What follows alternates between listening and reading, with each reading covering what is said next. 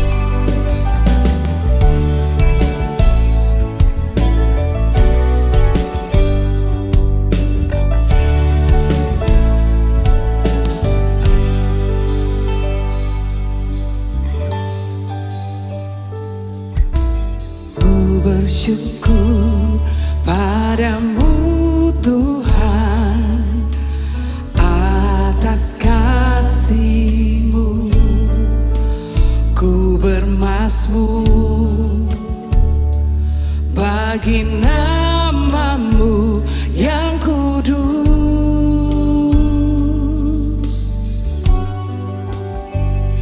sebab Engkau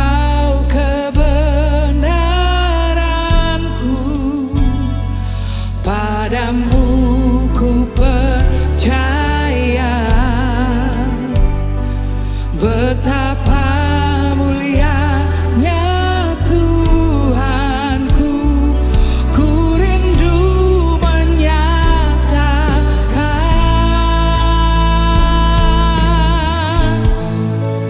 tinggi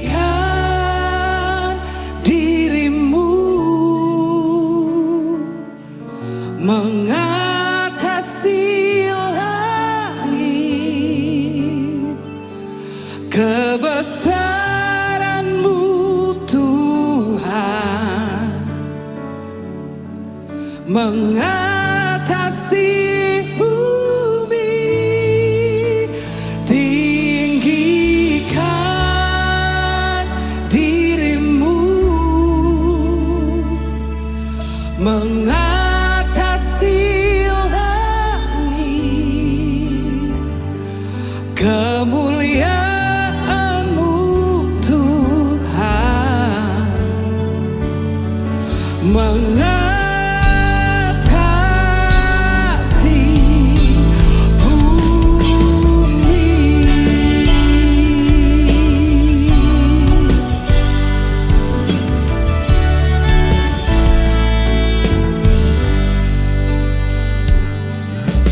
Ku bersyukur padamu Tuhan atas kasih-Mu. Ku bermazmur bagi nama-Mu yang kudus,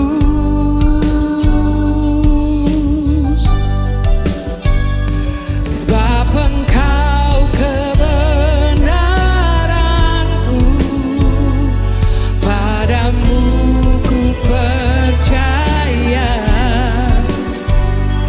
Betapa mulianya Tuhanku, ku rindu menyatakan.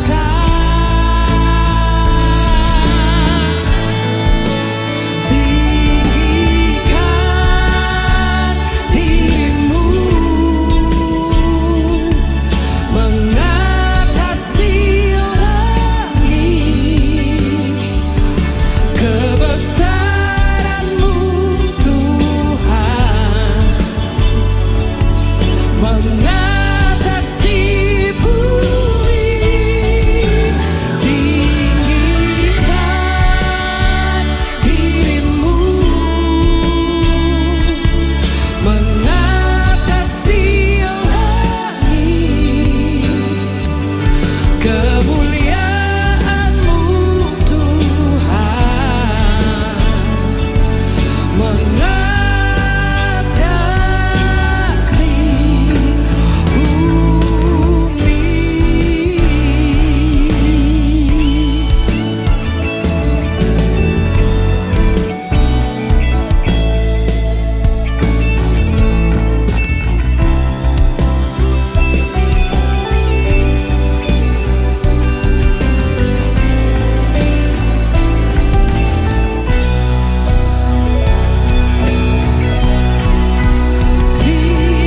Tinggikan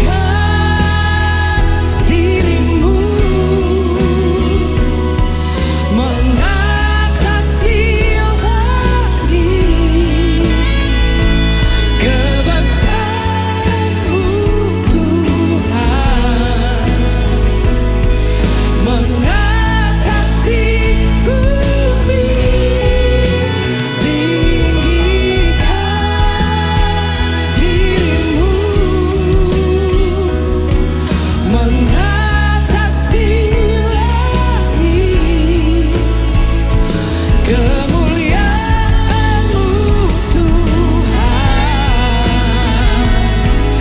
mengatasi bumi.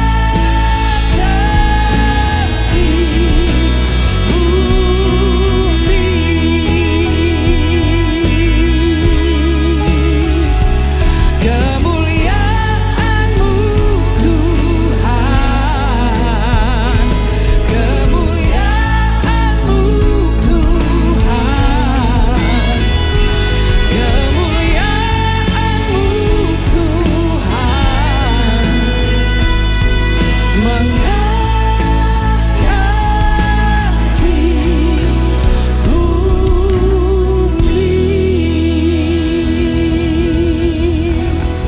Haleluya, haleluya, haleluya. Shalom, shalom. Sekali lagi shalom, shalom warga kerajaan Allah. Haleluya, saya percaya penyertaan dan perlindungan Tuhan nyata dalam kehidupan kita sepanjang minggu ini. Yang setuju bersama-sama dengan saya, mari bangkit berdiri. Kita akan segera memulai ibadah kita di pagi hari ini dengan membacakan firman Tuhan. Bersama-sama kita baca dari Roma 8 ayat 14 sampai 16. Mari sama-sama katakan 3, 2, 1. Semua orang yang dipimpin roh Allah adalah anak Allah. Sebab kamu tidak menerima roh perbudakan yang membuat kamu menjadi takut lagi. Tetapi kamu telah menerima roh yang menjadikan kamu anak Allah. Oleh roh itu kita berseru, ya Aba, ya Bapa. Roh itu bersaksi bersama-sama dengan roh kita bahwa kita adalah anak-anak Allah. Beri sorak-sorai meriah bagi Tuhan Yesus. Terima kasih Tuhan Yesus. Terima kasih untuk kesempatan kami boleh datang dalam hadirat-Mu pagi hari ini.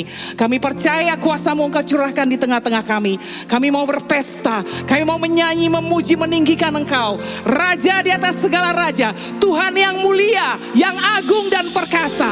Terpujilah nama Tuhan Yesus. Haleluya. Amin.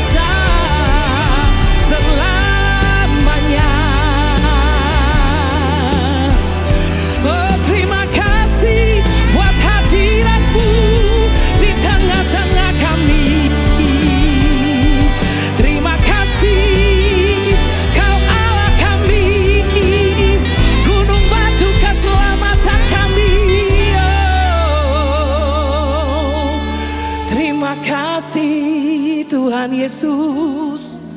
Kami nikmati hadirat-Mu pagi hari ini Tuhan. Kami percaya ada kuasa mengalir ketika kami menyembah Engkau. Kinamana-mana syanamo, syanabayanananamo, kinaralabayana masye.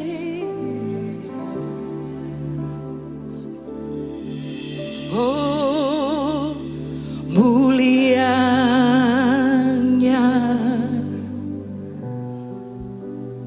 hadirat-Mu, kami bait-Mu,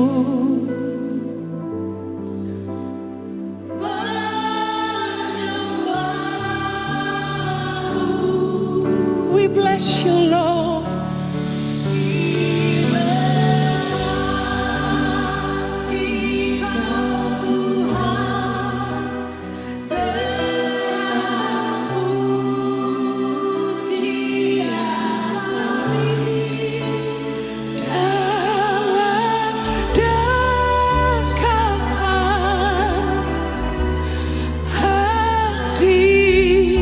Hadirat-Mu,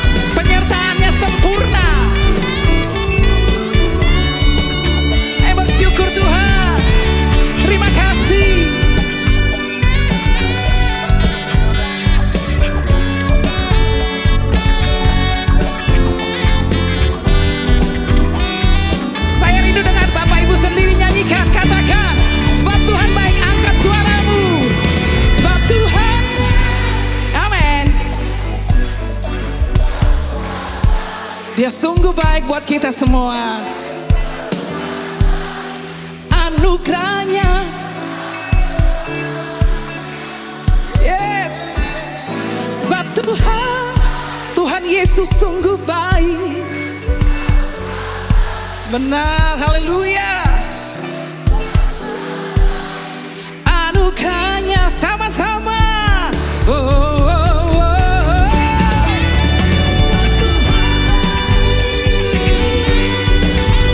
Sebab Tuhan baik. Sebab Tuhan baik. Anugerahnya kekal selamanya. Sebab Tuhan baik. Sebab Tuhan baik. Sebab Tuhan baik. Anugerahnya kekal selamanya. Sebab Tuhan baik. Anugerahnya kekal selamanya.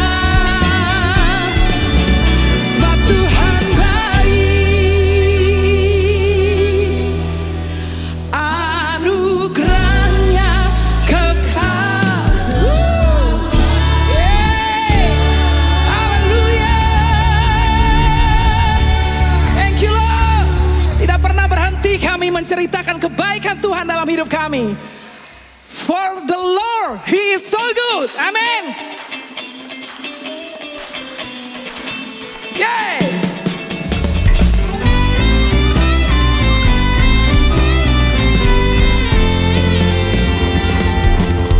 Lord, you are good and your mercy endureth forever.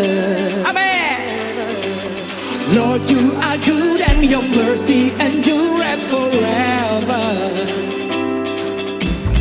People from every nation, from generation, we worship you. Hallelujah. We worship you for who you are. We worship you.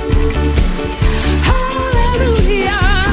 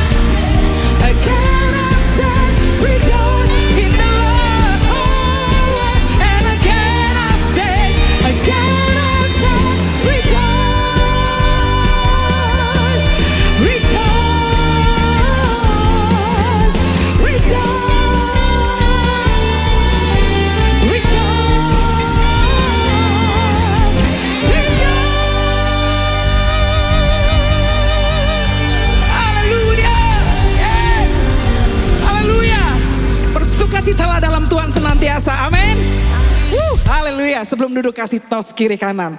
Katakan bersukacita senantiasa di dalam Tuhan Yesus. Puji Tuhan, silakan duduk Bapak Ibu Saudara terkasih.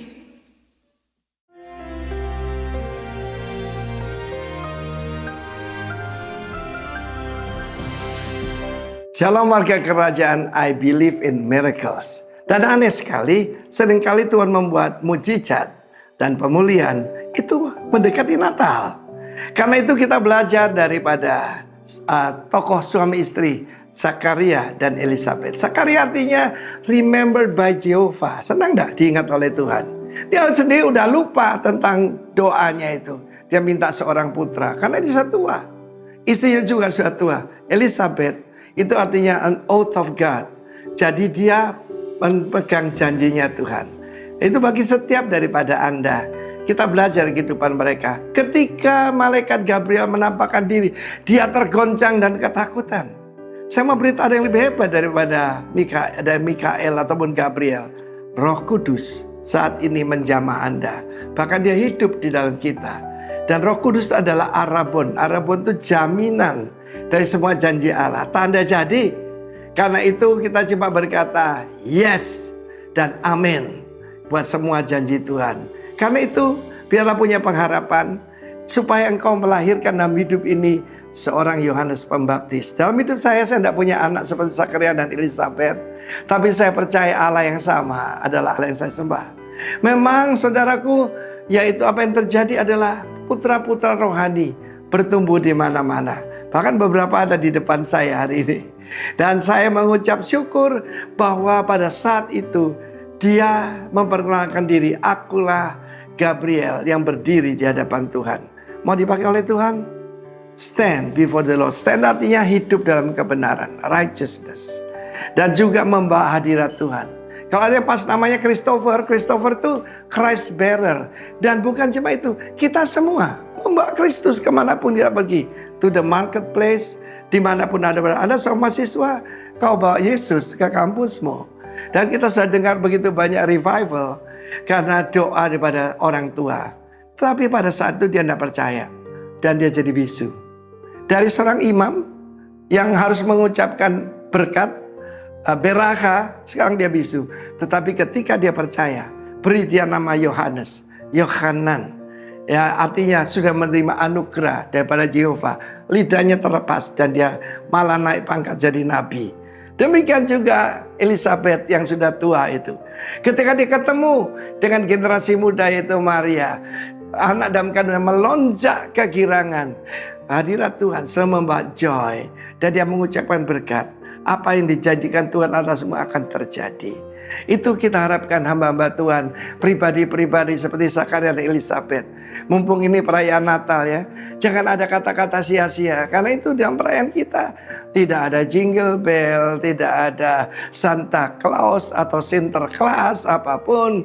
Kita merayakan Yeshua, Jesus, the mighty King, the anointed King has come. Karena itu kita nantikan kedatangan yang kedua. Dan semua janjinya terjadi. Alkitab itu isinya adalah nubuatan. Sudah digenapi yaitu kurang lebih 85%. Dan yang 15% ada di depan mata kita. Alamilah bersama dengan Tuhan. God bless you all. Karena kita warga kerajaan, kita bisa menantikan janji. Seperti Zakaria dan Elizabeth. Berbuah dan keturunanmu dipakai Tuhan. As the greatest man yang dilahirkan daripada wanita, John the Baptist. God bless you. Amin. Shalom warga kerajaan. Di dalam 1 Raja-Raja pasal ke-17, kita membaca sebuah kisah mengenai Nabi Elia dan seorang janda di Sarfat. Di mana pada saat itu Nabi Elia sangat lapar dan dia membutuhkan makanan. Dan dia meminta kepada seorang janda. Janda tersebut dalam kondisi yang sangat kekurangan, di mana dia hanya memiliki sedikit minyak dan sedikit tepung. Akan tetapi dia membuat sebuah roti dan memberikan roti pertamanya kepada Nabi Elia, dan sisanya baru dinikmati dia bersama keluarganya. Dalam hal ini ada dua hal yang kita pelajari. Yang pertama adalah kita melihat bahwa janda tersebut tidak egois dan dia sangat murah hati, di mana dia memberikan roti pertamanya itu kepada Nabi Elia. dan sisanya baru dia nikmatin. Dan ini kita melihat kemurahan hatinya sungguh luar biasa. Hal kedua yang akan kita pelajari dalam hal ini adalah janda tersebut sangat percaya akan janji-janji Tuhan. Buli-buli dan tempayannya tidak pernah kosong, hari demi hari, bulan demi bulan selalu terisi. Dan dia percaya Tuhan tidak pernah meninggalkannya. Warga kerajaan, apabila dari kita saat ini ada yang sama seperti janda ini, kita merasa masih banyak hal yang kita butuhkan, kita masih kekurangan, tapi kita perlu ingat, kita tidak boleh lupa untuk berbagi dengan orang, karena di luar sana masih banyak orang-orang yang membutuhkan.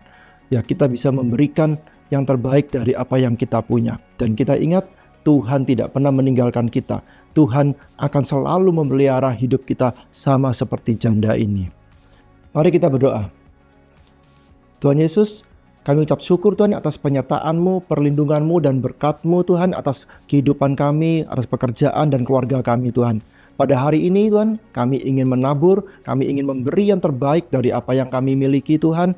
Sucikan dan kuduskan Tuhan apa yang kami berikan agar berguna bagi kerajaan-Mu Tuhan. Terima kasih Tuhan, hanya dalam Tuhan Yesus kami berdoa dan mengucap syukur. Haleluya, amin. Tuhan Yesus memberkati. Amin, haleluya. Berapa banyak yang percaya di sini, Tuhan Yesus tidak berubah dulu, sekarang, dan selama-lamanya. Dialah yang sanggup menyembuhkan dan memulihkan setiap kita. Bahkan saat kita datang menyembah Dia, perkara yang ajaib Dia lakukan. Thank you Lord.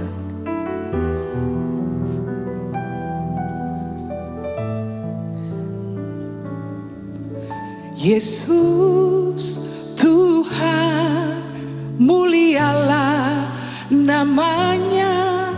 Yesus Allahku, besar kuasanya. Dahulu, sekarang, dan sampai selamanya. Kasih-Nya tak pernah berubah. Amin. Yesus Tuhan, mulialah namanya. Yesus Allahku, besar kuasanya. Dahulu, sekarang, dan sampai selamanya. Kuasanya Dia sanggup. Yesus sanggup melakukan perkara yang besar. Dia sanggup. Yesus sanggup memulihkan yang terluka, menyembuhkan yang menderita. Dia sanggup memulihkan hidupku. Saya ajak para wanita nyanyikan pujian ini, katakan, Yesus Tuhan, mulialah namanya. Yesus amin. Besar kasih-Nya. Dahulu, sekarang, dan sampai selamanya. Kasih-Nya tak pernah berubah. Mari para pria nyanyikan, Yesus Tuhan, mulialah namanya. Yesus Allahku, besar kuasanya. Yes, Lord. Dahulu, sekarang, dan sampai selamanya. Kuasa-Mu Tuhan, kuasanya tak pernah berubah. Sama-sama nyanyikan. Dia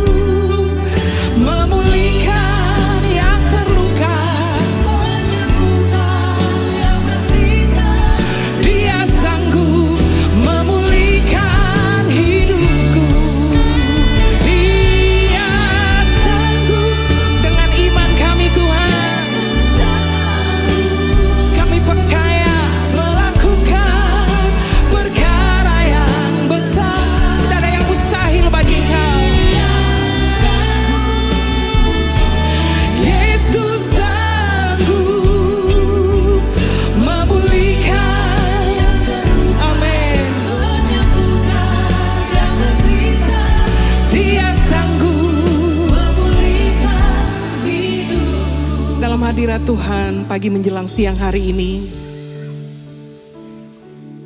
Mari kuatkan iman dan pengharapan kita. Percaya bahwa Tuhan Yesus sanggup. Bukan sekedar lagu yang kita nyanyikan, tetapi iman percaya kita. Tuhan Yesus tidak berubah dulu, sekarang, dan selama-lamanya. Ketika kita bawakan pujian ini dengan penuh kesungguhan hati, menyembah Dia dengan sungguh-sungguh, sesuatu yang besar Tuhan sedang kerjakan atas pergumulan hidup kita, atas kesehatan kita, atas ekonomi kita, apapun itu, Dia Allah yang sanggup. Mari sembah Dia, mari puji Dia, mari agungkan Dia. Kami percaya Tuhan, Kau tak berubah, dulu sekarang selamanya. Kau Yesus, Kau Yesus, satu-satunya pengharapan, satu-satunya pertolongan. Gunung batu keselamatan kami. Kinamo, nama-nama syanamo.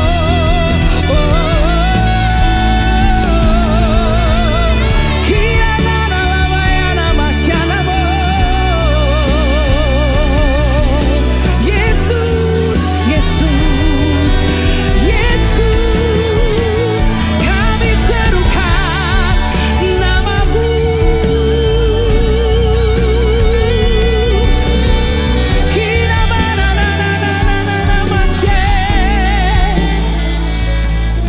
Saya ajak Bapak Ibu sendiri nyanyikan pujian ini, katakan Dia sanggup.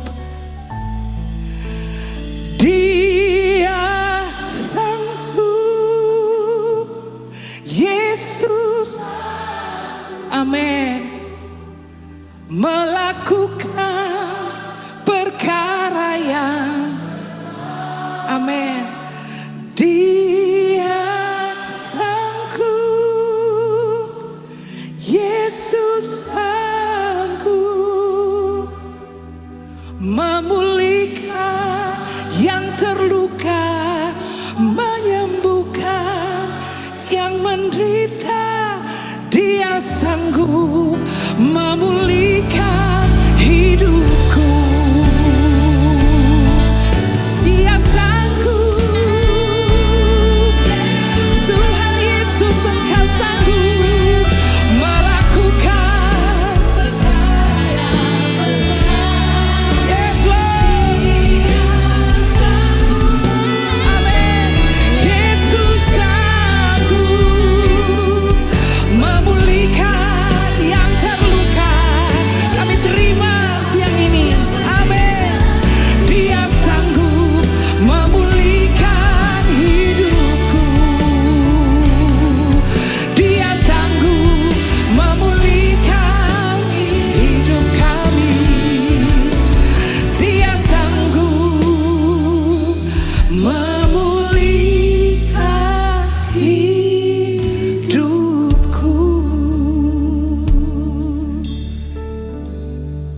Terima kasih Tuhan, kami begitu bangga kepada Engkau, Allah kami yang bisa melakukan segala perkara yang besar, bahkan memulihkan hati, menyembuhkan luka, membebaskan dari keterikatan, dan kami sudah mengalami perbuatan-Mu yang besar dalam hidup kami. Dan kami bersyukur Tuhan, betapa kami ini orang yang sangat berarti, betapa kami ini orang penting, betapa kami ini orang berharga di mata-Mu Tuhan, sehingga Engkau masuk ke dalam dunia ini untuk menyelamatkan orang berdosa seperti kami. Kami mau duduk diam dalam hadirat-Mu, berbicaralah Tuhan, nyatakan diri, nyatakan isi hati buat kami, dan kami datang kepadamu bersyukur. Di dalam satu nama yang ajaib, nama Yesus Tuhan Juru Selamat kami. Haleluya. Yang percaya katakan, ya, silakan saudara duduk kembali.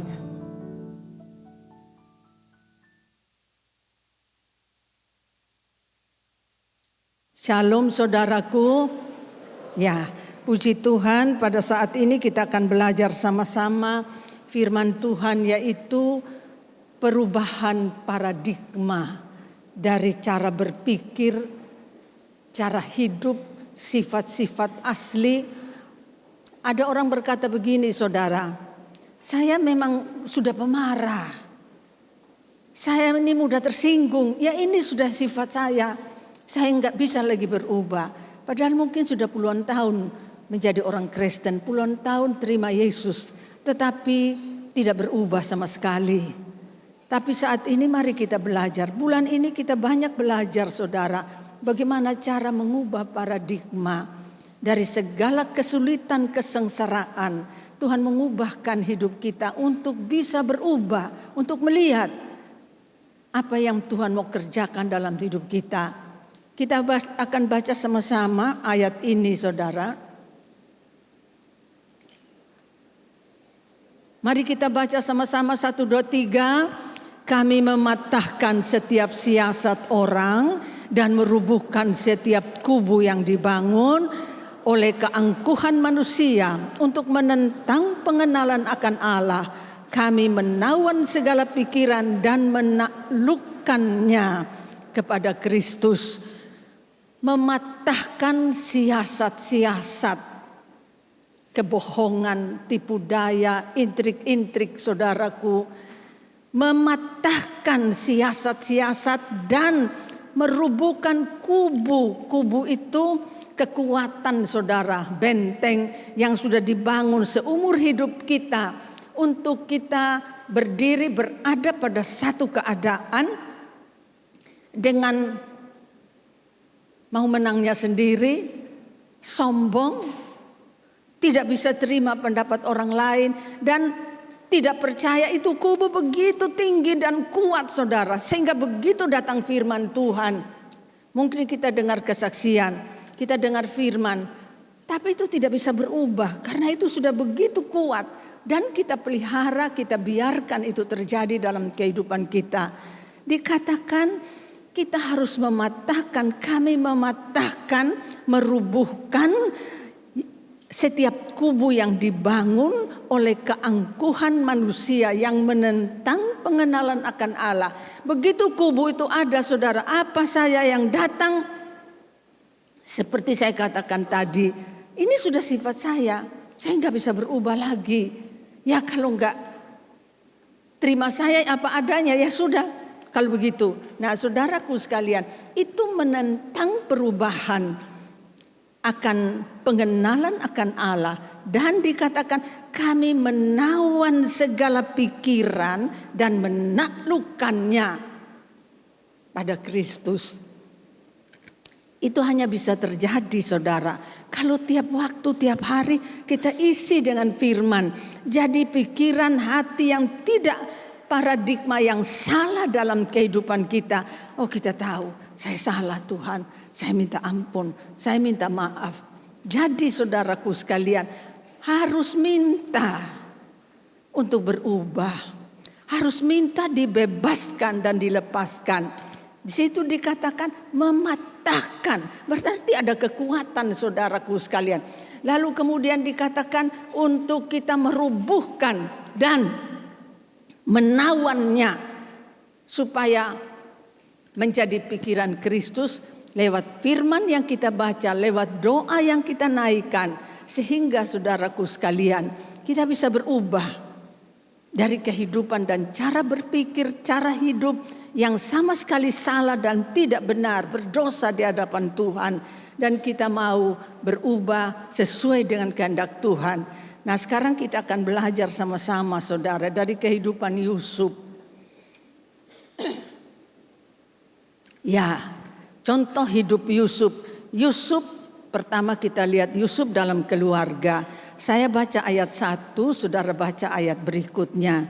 Adapun Yusuf, adapun Yakub, ia diam di negeri penumpangan ayahnya, yakni di tanah Kanaan.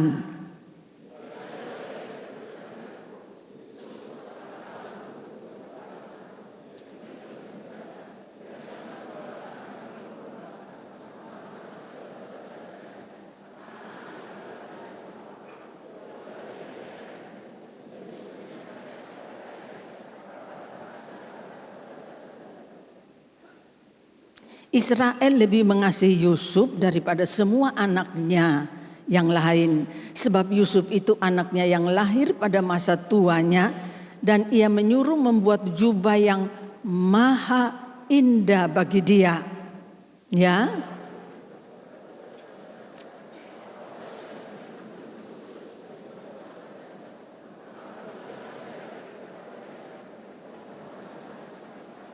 Ya, saudara, keluarga Yakub ini punya anak 13, 12 laki-laki dan 1 perempuan dari 4 istri.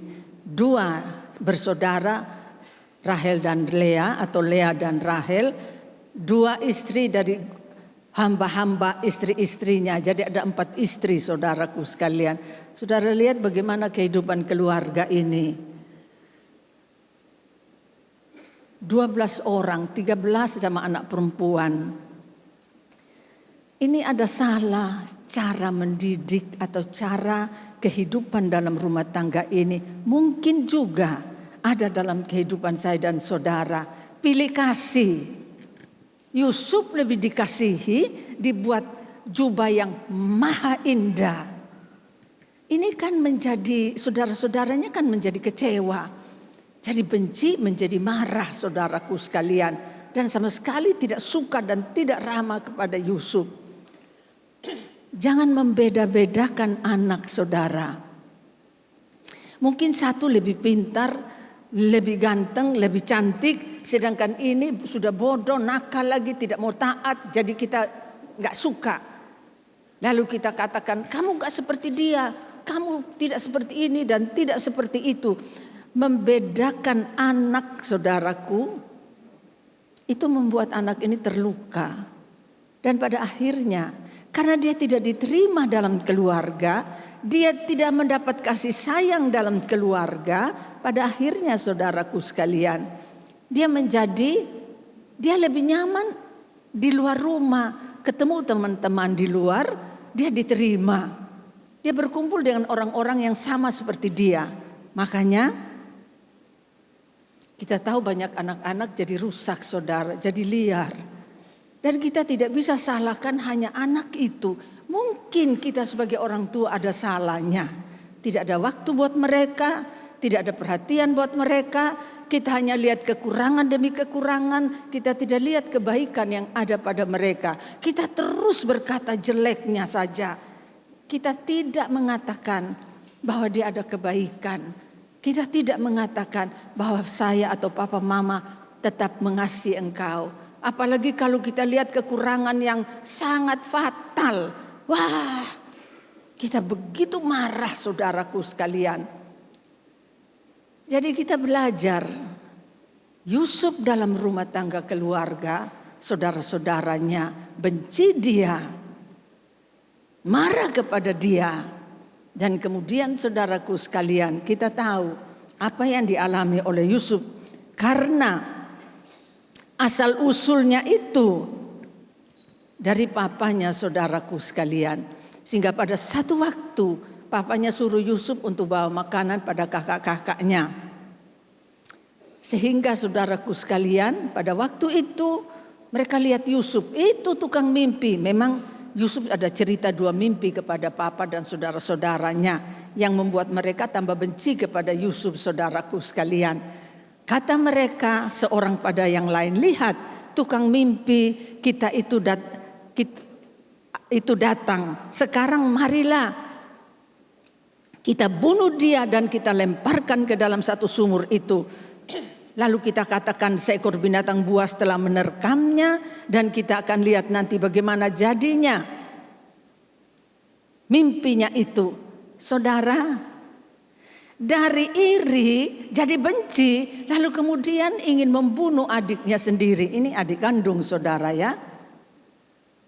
Jadi mereka waktu lihat Yusuf, mereka lalu berkata, ini kesempatan, kita bunuh dia lalu kita buang dia ke dalam sungai, ke dalam sumur. Lalu dikatakan, kita lihat nanti apa mimpinya itu akan terjadi. Saudaraku sekalian, dalam rumah tangga keluarga kadang-kadang kita bisa sopan omong dengan orang lain, kita bisa sabar omong dengan orang lain, kita kemudian bisa mengasihi atau bisa berbuat baik pada orang lain. Tapi bagaimana dengan orang dalam rumah? Anak-anak, suami atau istri. Apakah kita juga masih hormat? Apakah kita juga bisa menerima? Saudaraku sekalian, kadang dalam hidup ini tidak seimbang. Di luar rumah kita begitu baik, tapi dalam rumah sama sekali tidak baik. Itu perlu kita perhatikan. Kenapa keluarga Yusuf, keluarga Yakub jadi seperti ini? Sehingga pada akhirnya saudaraku sekalian, Yusuf itu, mereka ingin membunuh Yusuf, tapi Ruben berkata jangan. Dia kan itu saudara kita. Sudah masukkan dia aja dalam sumur. Maksud Yusuf, nanti kalau mereka pergi jaga hewan, dia mau keluarkan adiknya supaya pulang kembali ke rumah. Tapi ternyata saudara, waktu Ruben sedang pergi, ada pedagang atau mereka jual adiknya pada pedagang Ismail, saudaraku. Dan akhirnya Yusuf dijual sebagai budak oleh saudaranya sendiri. Kadang-kadang hidup ini kejam, saudara. Ada saudara yang menghancurkan kehidupan saudara kandung tanpa rasa belas kasihan. Apalagi soal warisan, soal harta, nama baik. Saudara, kita belajar dari kehidupan keluarga Yakub. Menyedihkan pada akhirnya Yusuf. Yusuf akhirnya dijual sebagai budak, lalu kemudian dibeli oleh Potifar di Mesir. Sekarang kita lihat sama-sama saudaraku sekalian, bagaimana kehidupan Yusuf di Mesir. Adapun Yusuf telah dibawa ke Mesir dan Potifar seorang Mesir, pegawai istana Firaun, kepala pengawal raja, membeli dia dari tangan orang Ismail yang telah membawa dia ke situ. Saudara baca ayat 2.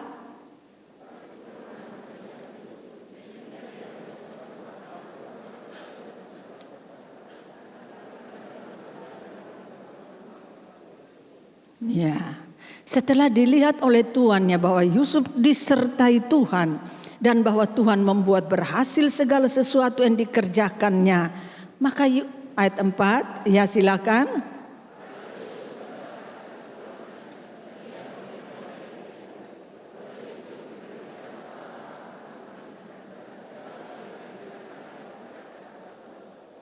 Jadi Yusuf dibeli oleh Potifar, pegawai atau pengawal raja Firaun, dan dia di sana pasti dia kerja dari pekerjaan paling rendah. Banyak kali saudara budak itu dijual itu bisa telanjang saudaraku sekalian. Dan seperti orang beli hewan kayak kurban begitu, jadi ditaruh di pasar budak dan dilihat, diputar sana putar sini saudara, apa dia ada cacat atau tidak. Jadi keadaan yang begitu hebat, dari anak kesayangan lalu kemudian dia dijual jadi budak oleh saudara-saudaranya sendiri. Dan dia tinggal di rumah Potifar. Cuma saudaraku, yang perlu kita perhatikan, sekalipun dia jadi budak di rumah Potifar, firman Tuhan berkata, Tuhan menyertai Yusuf. Sehingga apa saja yang dia kerjakan itu dibuat Tuhan berhasil. Dan Potifar angkat dia jadi kepala rumah tangga di dalam rumahnya. Saudaraku sekalian, ada ayat di situ mengatakan Yusuf itu elok parasnya dan manis sikapnya. Itu bukan soal penampilan tubuh atau muka yang cakep saudara. Bukan hanya itu. Tapi sikap hidupnya. Bukan menantang, bukan berontak, bukan marah, bukan tidak mau mengalah, bukan benci kepada orang sekelilingnya. Kalau orang terluka dalam hidup saudaraku sekalian, banyak kali menjengkelkan. Sulit sekali bisa bergaul. Sehingga di mana dia berada, kadang-kadang membuat orang lain itu menjadi susah. Tapi kita lihat Yusuf, manis sikapnya, elok parasnya. Jadi di rumah Potifar, pasti semua orang senang pada Yusuf. manis sikapnya, rendah hati, tulus, rajin, sehingga pada akhirnya kita tahu saudaraku, Tante Potifar senang pada Yusuf, anak muda yang sangat menyenangkan. Jadi kita lihat saudaraku sekalian, bagaimana wanita ini bisa begitu jahat saudara. Dia begitu suka pada Yusuf dan terus merayu Yusuf, tapi dia bisa balik keadaan, kita lihat itu.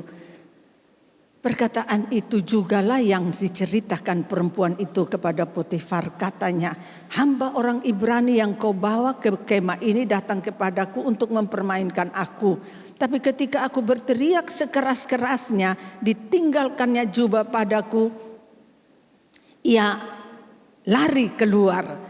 Yang rayu dia, yang rayu Yusuf itu istri Potifar saudara. Tapi ketika Yusuf tidak mau, Yusuf lari, dia ambil jubah Yusuf, dia taruh di tangannya, dia tunggu suaminya pulang dan berkata, ini orang yang kau beli, hamba yang tidak berguna ini, dan dia mau memperkosa aku. Terang Potifar kan bela istrinya saudara. Potifar begitu marah dan langsung Yusuf itu dimasukkan ke dalam penjara.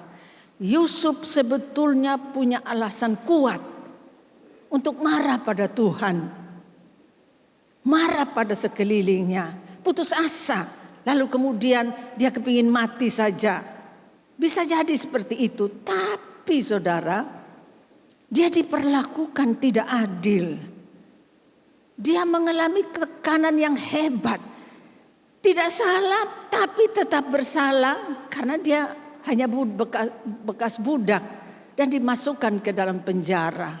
Saudaraku sekalian, banyak orang luka dalam hidup ini karena perlakuan-perlakuan yang tidak dia sukai, ditinggal, dikecewakan, difitnah, dirugikan. Sehingga habis semua apa yang ada pada saudara, tinggal tubuh ini.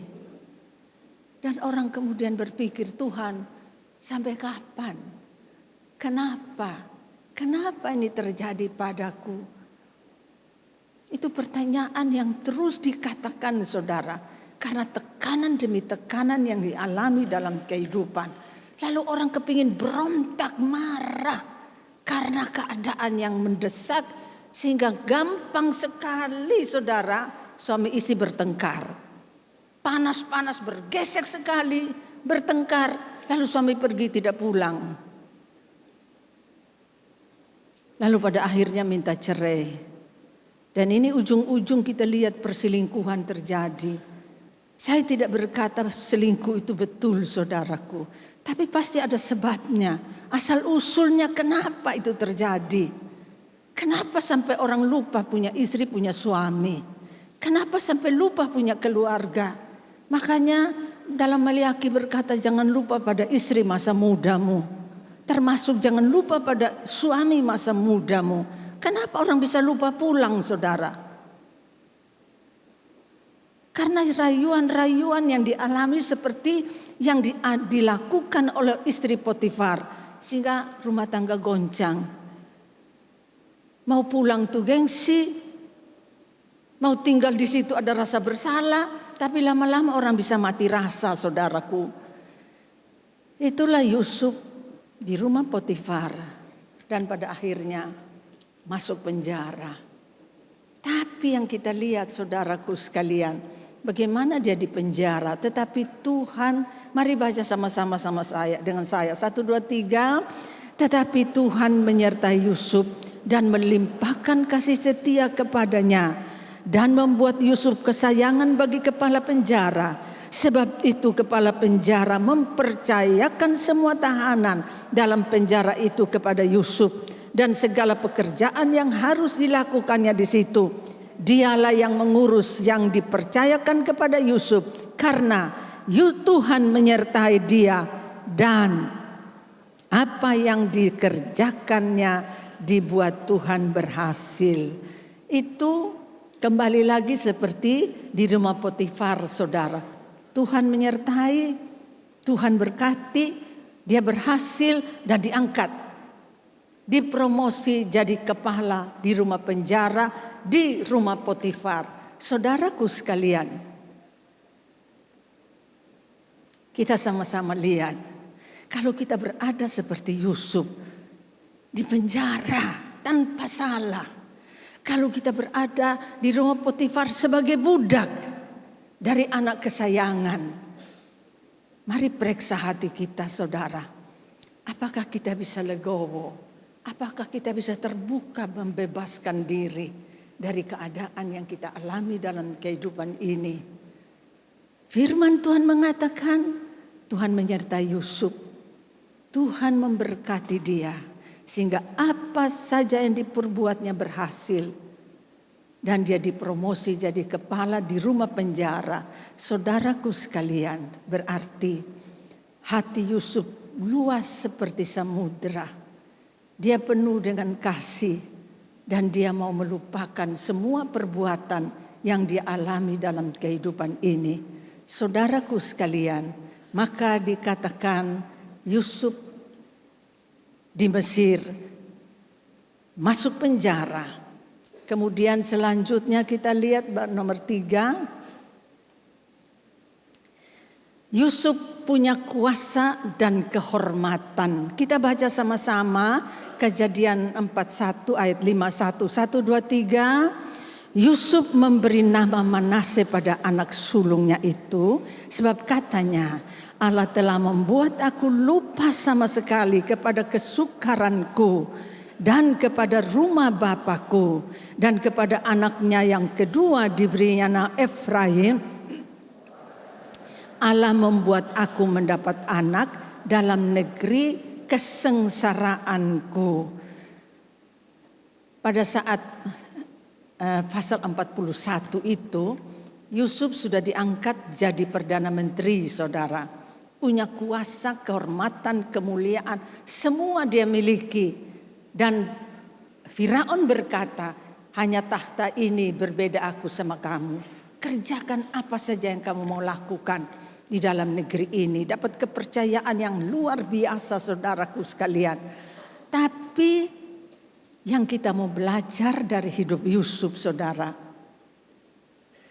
ketika dia naik tahta atau dia punya kuasa dan kemuliaan, kadang-kadang ada orang lalu lupa diri, saudara. Kejar terus kehormatan, kemuliaan, harta supaya makin lama, makin hebat, makin kaya lagi. Tidak peduli cara apapun diperoleh. Saudaraku sekalian, tapi Yusuf mempunyai satu keputusan dalam kehidupan. Mulai dari dia rumah Potifar sampai ke penjara, tidak membuat dia lupa diri. Dia lalu memberi nama anaknya, yaitu Manasye. Allah telah membuat aku lupa sama sekali kepada kesukaran dan kepada rumah bapa. Saudaraku sekalian, Allah membuat aku lupa. Buat Yusuf, saudara, perbuatan daripada saudara-saudaranya, perbuatan daripada istri Potifar, itu cukup alasan buat dia untuk dia pahit hati, penuh dengan kebencian. Tetapi saudaraku sekalian, dia lalu berkata, Allah membuat aku lupa. Keputusan yang dia ambil, dia membebaskan diri, melepaskan kebencian dan kemarahan. Dia mau belajar mengampuni. Dia tidak mau pikirannya dikotori oleh semua intimidasi pikiran daripada perbuatan saudara-saudara, dari semua perbuatan istri Potifar kepada dia. Tapi dia ingat, Tuhan menyertai saya, Tuhan memberkati saya, Tuhan yang buat saya berhasil, sekalipun jadi budak, sekalipun narapidana. Sehingga dia berkata, Tuhan buat saya lupa. Dengan kebaikan Tuhan, dia membebaskan diri dari semua kebencian dan kemarahan, termasuk di dalamnya rumah bapa. Buat Yusuf, rumah bapa itu tempat paling menyenangkan, saudara. Tempat penuh dengan kasih, karena dia terima dan sayang. Dan ketika dia pergi, dia tidak dapat sama sekali lagi kasih sayang seperti papanya. Jadi artinya saudara, masa lalu yang pahit, masa lalu yang penuh dengan kenangan. Kenapa orang terjadi perselingkuhan saudaraku? Kadang-kadang saudara orang berpikir, coba saja saya menikah dengan pacar saya dulu, cinta pertama, mungkin itu berbeda. Makanya kadang-kadang karena sudah sesak hati, marah, lalu cari pacar dulu saudaraku sekalian. Saya tidak berkata perselingkuhan itu betul. Saya tidak berkata begitu. Tapi pasti ada akar dan akibatnya saudara. Yang perlu kita perbaiki satu dengan yang lain. Sebagai suami istri. Kita lihat saudara, Allah buat aku lupa. Minta dilepaskan, dibebaskan, dipatahkan, dirobohkan. Semua kekecewaan, sakit hati, intimidasi yang ada dalam hati dan pikiran kita saudaraku sekalian, termasuk di dalamnya semua kenangan dan ingatan yang menyenangkan pada masa lalu. Kalau orang yang keluar rumah, pindah keluar kota, luar pulau saudara, dari rumah orang tua, biasanya awal-awal itu sangat sulit. Begitu sepi sekali saudara di tempat yang asing. Lalu berpikir, aduh kenapa saya datang ke sini? Saya pada waktu ke Cina saudara, aduh rasanya sudah nggak tahu bahasa, naik bus, jalan kaki, aduh nggak tahu omong. Tapi memang ada penterjemah saudara. Saya kepingin sekali pulang saudaraku.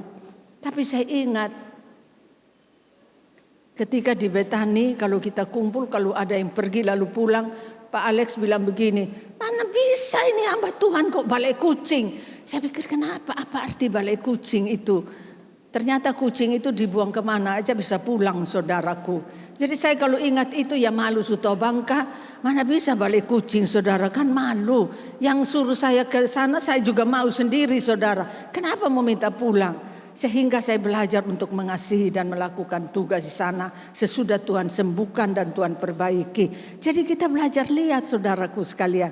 Semua kesenangan, ingatan yang menyenangkan di rumah Bapa, dia juga melepaskan diri saudaraku.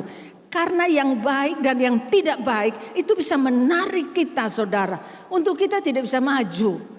Yang tidak baik buat kita marah, yang baik juga membuat kita kecewa. Jadi dua-dua mengganggu kehidupan kita untuk berjalan terus dalam masa depan hidup ini.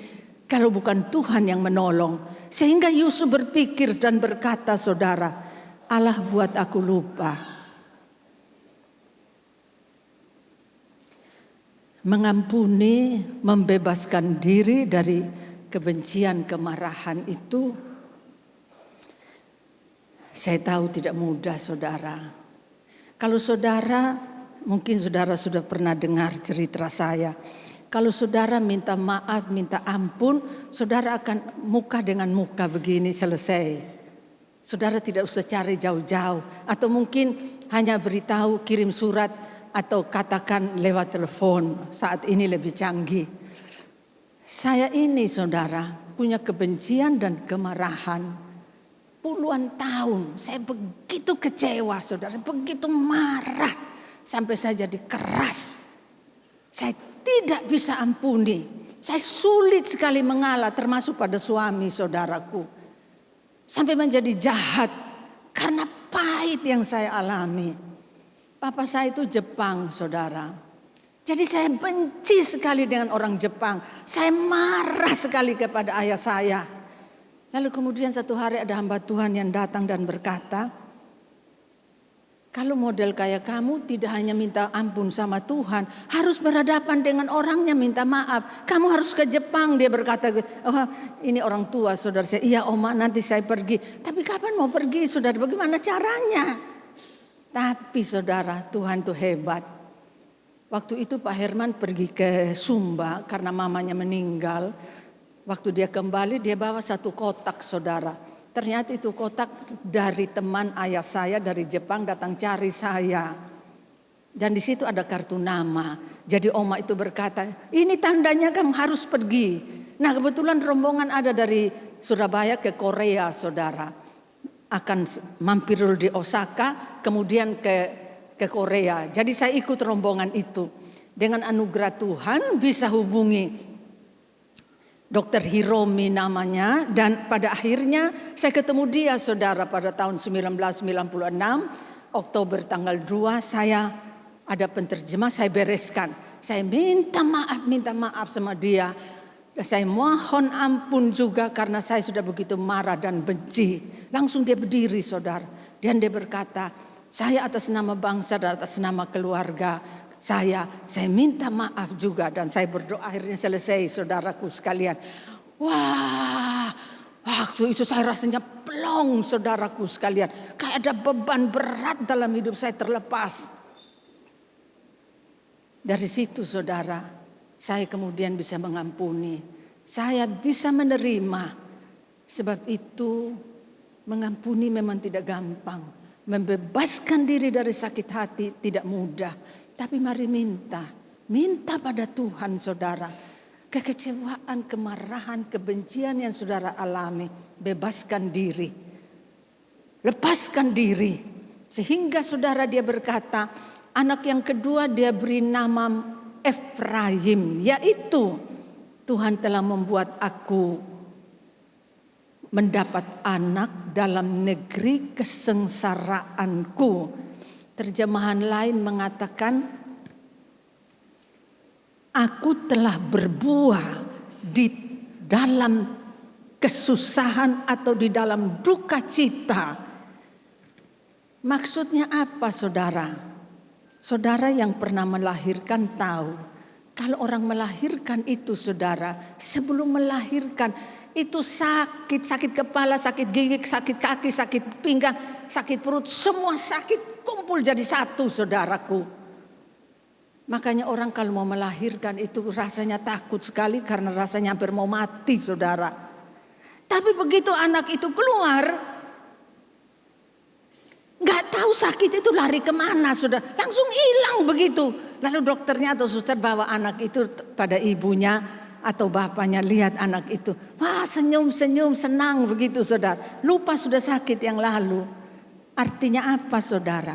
Mendapat anak berbuah dari hidup penuh dengan penderitaan. Sekalipun sakit datang pada waktu melahirkan, tapi ada anak pemberian Tuhan. Sekalipun banyak penderitaan yang Yusuf dapat, tapi dia lihat buah penyertaan Tuhan, diberkati Tuhan, dibuat berhasil.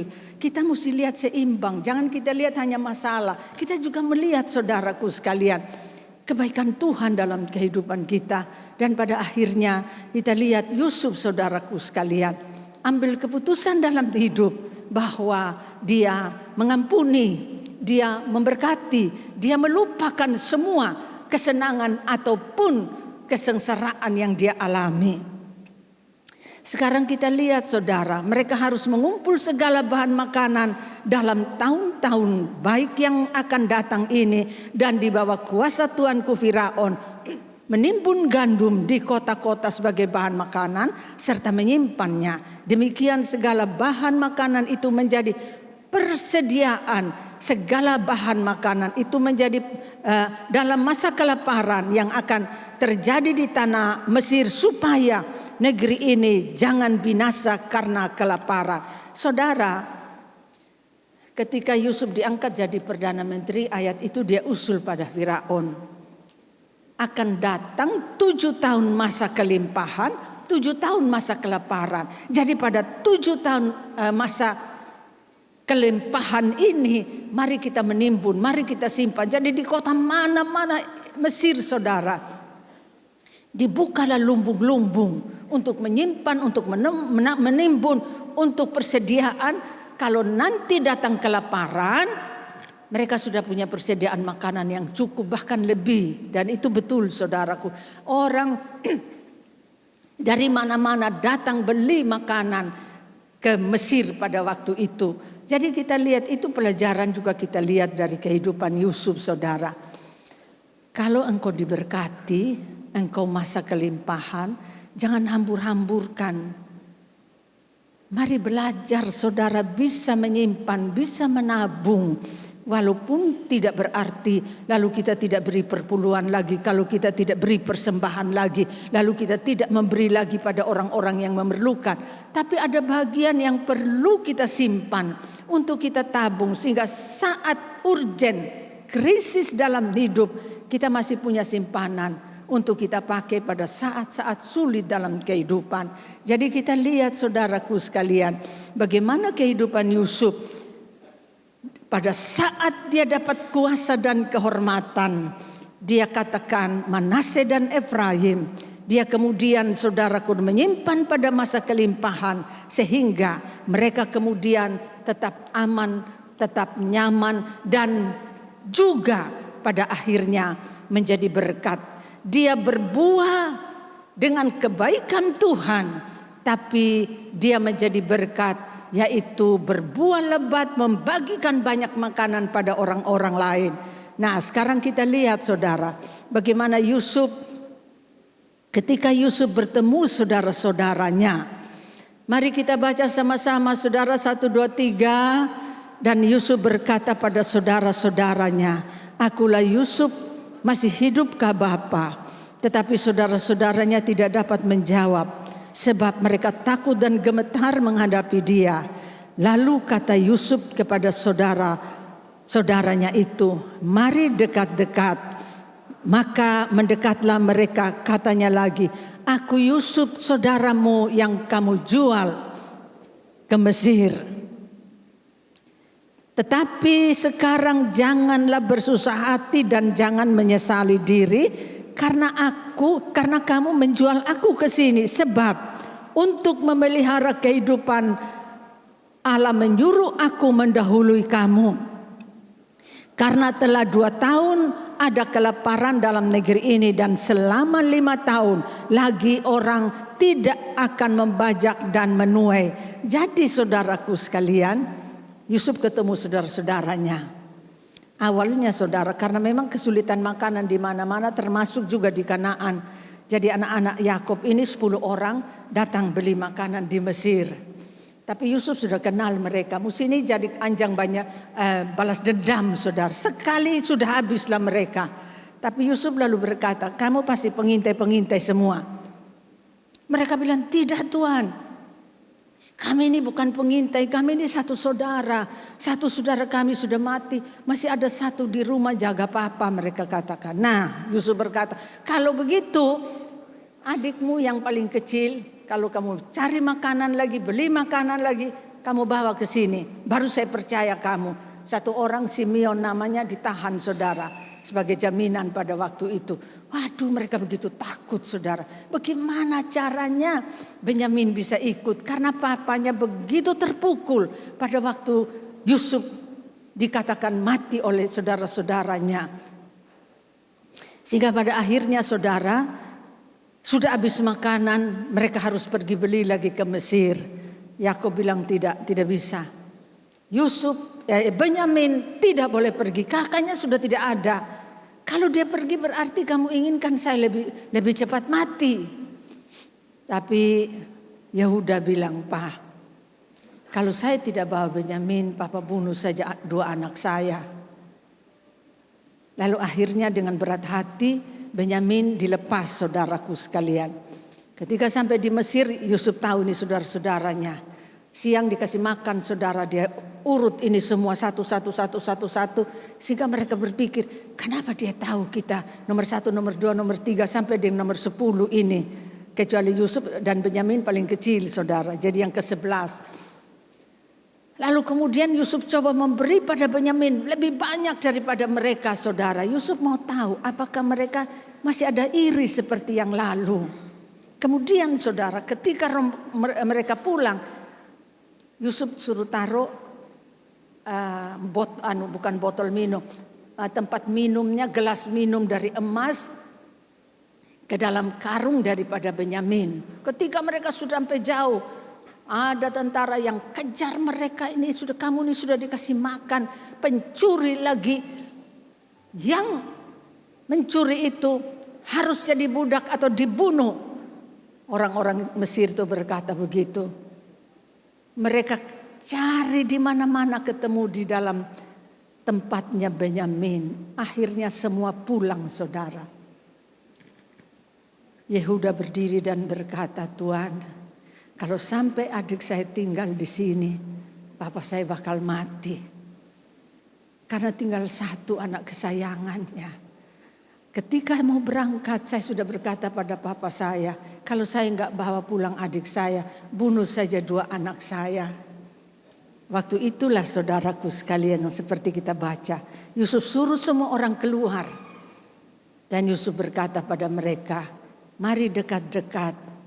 Aku Yusuf yang kamu jual dan aku sampai di sini. Mereka takut, saudara. Waduh, jangan-jangan dia mau bunuh kita sekarang ini. Tapi Yusuf berkata, pada ayat itu dia berkata, saudaraku sekalian, kamu menjual kamu ke sini sebab untuk memelihara kehidupan Allah menyuruh aku mendolimi kamu.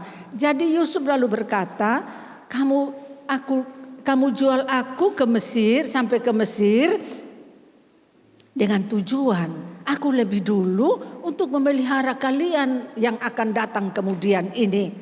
Lalu dia katakan, dia bawa pulang kereta, bawa pulang semua sebagai bukti dia masih hidup. Dan papanya kemudian mereka satu rombongan 70 orang Yakub dengan anak-anak dan keluarganya semua pindah ke Mesir. Dan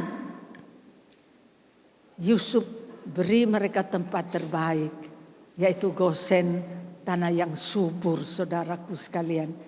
Ini saudara-saudaranya buat jahat pada dia. Tapi Yusuf berkati mereka berlimpah-limpah. Saya pelihara rumah tangga keluarga. Saya memberikan mereka tempat yang terbaik. Kenapa bisa begitu, saudaraku sekalian? Karena Yusuf berubah paradigmanya. Bukan kebencian, kemarahan. Dia tidak mau ingat lagi kekecewaan yang dia alami. Sehingga dia sampai pada satu keputusan, saudaraku sekalian. Memang kamu, mari kita baca sama-sama. 1, 2, 3. Saya minta pemusik. Memang kamu telah mereka-rekakan yang jahat terhadap aku, tapi Allah telah mereka-rekakan kebaikan dengan maksud melakukan seperti yang terjadi sekarang ini, yakni memelihara hidup satu bangsa yang besar. Pada waktu itu, ketika papanya sudah meninggal, Yusuf kemudian saudara-saudaranya lalu mengutus orang berkata pada mereka, supaya Yusuf jangan balas dendam, jangan bunuh mereka. Lalu Yusuf panggil mereka, kamu memang merencanakan kejahatan. Mereka akan yang jahat terhadap aku, tapi Allah telah mereka-reka atau merencanakan kebaikan. Apapun rencana orang yang jahat, yang mau menghancurkan, yang iri kepada saya dan saudara, firman Tuhan berkata, mereka merencanakan kejahatan, tapi Tuhan bisa membalikkan sehingga menjadi kebaikan.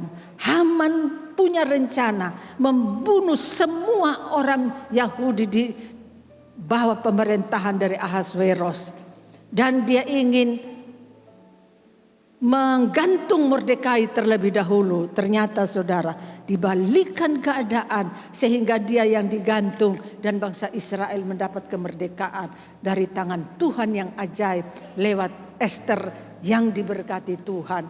Jadi kita melihat, saudaraku sekalian, jangan hanya lihat masalah lalu mempersalahkan orang dan kemudian penuh dengan hati yang pahit. Mari lihat kebaikan Tuhan, kemurahan Tuhan, kesetiaan Tuhan, dan berkata sama-sama, mereka boleh merencanakan kejahatan, tapi Tuhan bisa merencanakan kebaikan. Mari baca sama-sama dengan saya, saudara. 1, 2, 3. Memang kamu telah mereka-rekakan yang jahat, tetapi Allah telah mereka-rekakan kebaikan. Sampai di sini dan ambil keputusan. Minta Tuhan membebaskan, melepaskan, mematahkan semua kubu-kubu yang terjadi dalam hidup kita. Sehingga saudaraku sekalian, kita bisa berkata, Manase, dan Efraim. Tuhan memberkati saudara.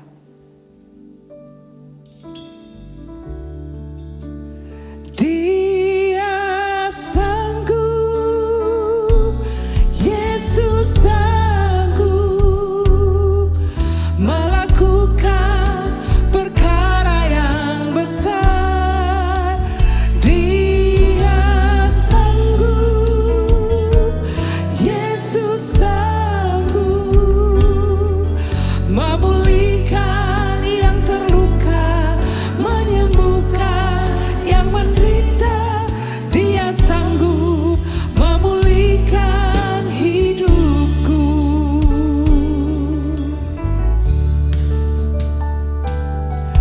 Yesus Tuhan, mulialah namanya.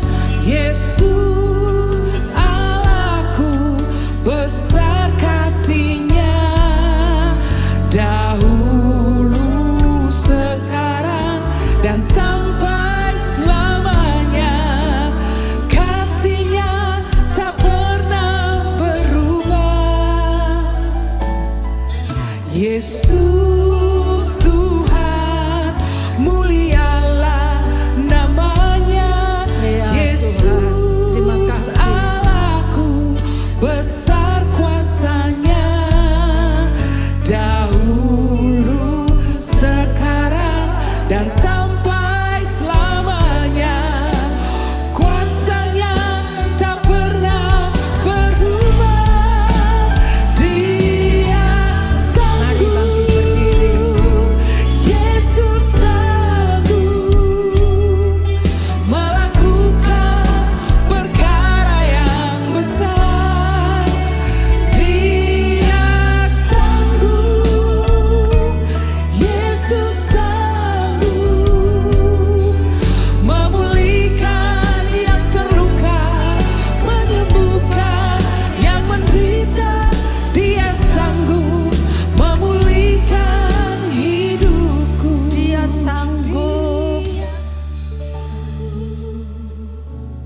Yesus sanggup melakukan perkara yang besar. Terima kasih Tuhan, tolong kami. Dia sanggup. Tolong kami Tuhan yang Yesus terluka, sanggup yang begitu tertekan dengan penderitaan memulihkan yang kami yang alami. terluka, menyembuhkan yang menderita. Dia sanggup memulihkan hidupku. Dia sanggup memulihkan. Dia sanggup memulihkan hidupku. Dia sanggup. Dia sanggup memulihkan hidupku. Amin. Terima kasih Tuhan. Tidak ada yang tersembunyi di dalam hati dan pikiran kami, sehingga kami punya paradigma yang salah dan buruk. Karena keadaan, karena perlakuan, karena kekecewaan yang kami alami. Kami datang kepadamu saat ini. Kami mohon ampun Tuhan. Kalau kami begitu penuh dengan kebencian, kemarahan, sakit hati, dan ingin balas dendam. Mohon ampun Tuhan karena kami begitu khawatir dan tidak percaya lagi. Karena pengalaman pahit yang kami alami dalam hidup ini. Kami datang dan kami mau berkata kepadamu. Kami minta kemurahan. Kami minta belas kasihan.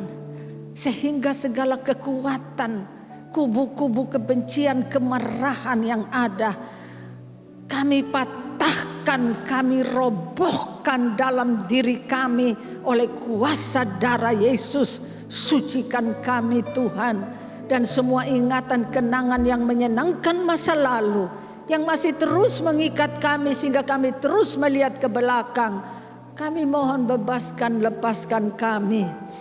Karena bagaimanapun, apapun, dimanapun kami berada, Tuhan yang berjanji menyertai kami dan tidak meninggalkan kami. Terima kasih Tuhan Yesus. Kami bersyukur kepadamu. Kalau Tuhan bisa menolong Yusuf, membebaskan dia, kami percaya Engkau sanggup membebaskan kami juga. Terima kasih Tuhan. Saat ini kalau ada saudara yang punya masalah persoalan yang begitu berat dan beban yang berat dan engkau tertekan luar biasa karena dikejar dengan hutang, dikejar dengan rasa bersalah, angkat tangan saudara di hadapan Tuhan. Angkat tinggi-tinggi tangan saudara. Tuhan, kau lihat tangan-tangan yang terangkat di hadapanmu. Kau lihat hati mereka yang hancur karena masalah yang mereka hadapi dalam kehidupan ini. Tidak ada yang bisa menolong mereka Tuhan, hanya Engkau. Kalau Engkau bisa menolong Yusuf yang tertekan dan hancur berantakan, sehingga dia menjadi utuh dan menjadi berkat buat banyak orang. Kami berdoa saat ini, semua kekecewaan, semua kemarahan, semua kehilangan yang mereka alami, firman Tuhan berkata, Engkau sanggup kembalikan berlipat kali ganda. Engkau berjanji Tuhan, kamu dipermalukan, diludahi, tapi Tuhan akan kembalikan semuanya. Bahkan harta orang kafir, orang tidak benar akan diberikan pada orang benar. Oleh sebab itu dalam nama Tuhan Yesus, hati-hati yang luka, saudara yang punya hati yang luka, pegang dada saudara. Omong, jangan diam saja saudara. Sembuhkan saya Tuhan, sembuhkan saya dari semua luka, bebaskan saya. Sembuhkan Tuhan, pulihkan saya dari semua kebencian dan kemarahan. Sembuhkan Tuhan, sembuhkan hati yang luka ini. Di dalam kuat kuasa nama Yesus, darah Yesus berkuasa. Pegang kepala saudara, pegang kepala saudara dan berkata, semua trauma-trauma masa lalu, semua trauma yang tidak menyenangkan, trauma yang menyenangkan, saya berkata saat ini, saya hapuskan, hapuskan, hapuskan, hapuskan. Di dalam nama Tuhan Yesus, darah Yesus menyucikan pikiran, menyucikan hati. Karena kami percaya Engkau sanggup menolong kami. Angkat kedua tangan saudara dan berkata kepada Tuhan, Dia sanggup. Yesus sanggup. Oh haleluya. Katakan dengan sepenuh hati, Dia sanggup menolong engkau. Dia sanggup menyembuhkan. Dia sanggup. Yesus sanggup. Oh haleluya. Memulihkan yang terluka. Sembuhkan Tuhan. Menyembuhkan yang Sembuhkan Tuhan. Dia sanggup. Sekali lagi minta saudara, minta dan percaya. Dia sanggup. Oh haleluya. Yesus sanggup. Iya Tuhan, kami percaya. Kami percaya itu. Yang besar, Dia sanggup. Yesus sanggup. Memulihkan yang terluka, menyembuhkan yang menderita. Dia sanggup memulihkan hidup. Dia sanggup memulihkan hidup. Dia sanggup memulihkan hidupku. Dia sanggup memulihkan. Dia sanggup memulihkan hidupku. Tepuk tangan buat Tuhan, terima kasih. Kami percaya itu Tuhan akan terjadi dalam hidup kami. Silakan duduk kembali, haleluya.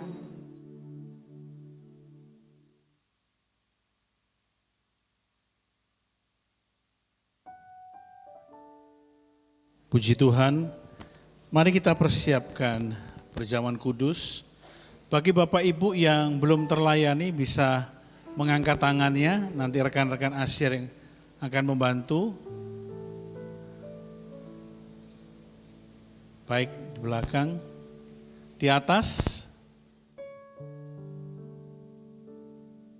Perjamuan kudus ini Bagi yang belum dibaptis, mohon jangan mengambil dan juga jangan diberikan kepada anak-anak. Yang sudah menerima, mari saya undang bangkit berdiri.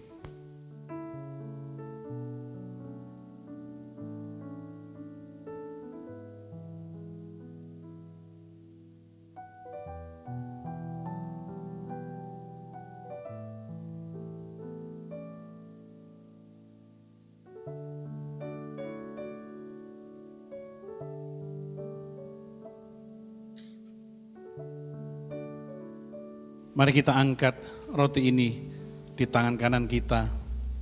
Pada waktu malam, sebelum Yesus diserahkan, Ia mengucap syukur dan memecah-mecahkan roti ini. Ada satu pribadi yang mau memecah-mecahkan tubuhnya untuk engkau dan saya, untuk merubah paradigmamu.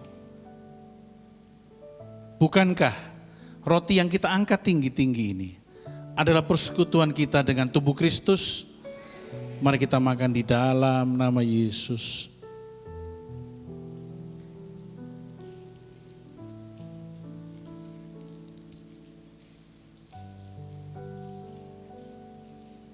Secara perlahan-lahan angkat anggur ini di tangan kananmu. Sesudah makan, Ia memberkati anggur ini. Anggur ini adalah perjanjian antara engkau dan saya. Dalam anggur ini ada meterai Kristus yang memeteraikan hidupmu dan hidupku, yang hari ini kita memperingatinya. Kalau hari ini engkau dalam keadaan tidak baik-baik saja, buatlah perjanjian, rekomitmen kembali dengan Kristus. Bukankah anggur yang kita angkat tinggi-tinggi ini di tangan kanan kita adalah persekutuan kita dengan darah Kristus? Mari kita minum dalam nama Yesus.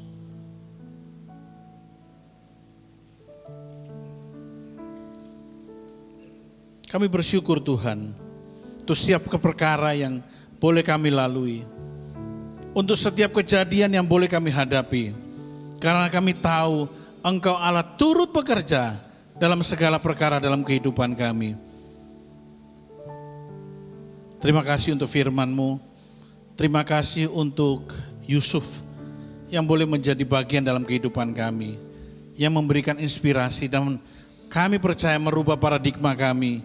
Walaupun kami dalam keadaan terdesak, kami dibuang, kami ditinggalkan, tapi ada satu tangan yang berkuasa mengangkat kami, menopang kami. Karena kami ada perjanjian darah dengan Engkau. Terima kasih Yesus. Dalam nama Yesus, kami naikkan doa dan ucapan syukur ini. Haleluya. Amin, amin. Silakan duduk Bapak Ibu. Kiranya kasih setia Tuhan, persekutuan dengan Roh Kudus menyertai kehidupanmu. Karena Allah telah menghadapkan wajahnya kepada engkau, memberikan engkau berkat. Pada saat engkau berada di komunitasmu, engkau berada di keluargamu, engkau berada di manapun, engkau akan menjadi berkat dalam kehidupanmu. Bawa pulang benih terbaik ini, karena kerajaan Allah menyertai engkau. Kami alaskan doa ini dengan satu nama yang berkuasa, di dalam nama Bapa, Putra, Roh Kudus, yaitu di dalam nama Tuhan Yesus Kristus. Haleluya, amin, amin, amin. Tuhan Yesus memberkati.